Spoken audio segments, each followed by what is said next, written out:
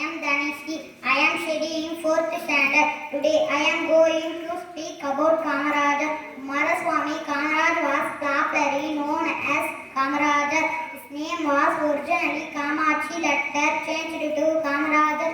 Kamarajar was born on 15th July 1903 in Virudhunagar. He was an Indian independence activist and politician. His father name was Kumaraswamy Nadar and his mother name was Sivagami Ammar. He was born in poor family. The family struggled with poverty and discrimination.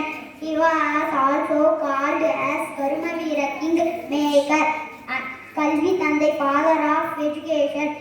He was the chief minister of Tamil Nadu for 9 years.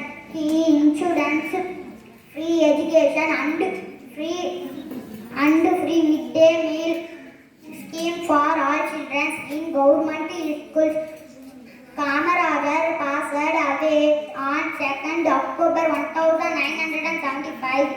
In 1976, he was awarded Bharat Ratna by the Indian government posthumously after his death. Thank you.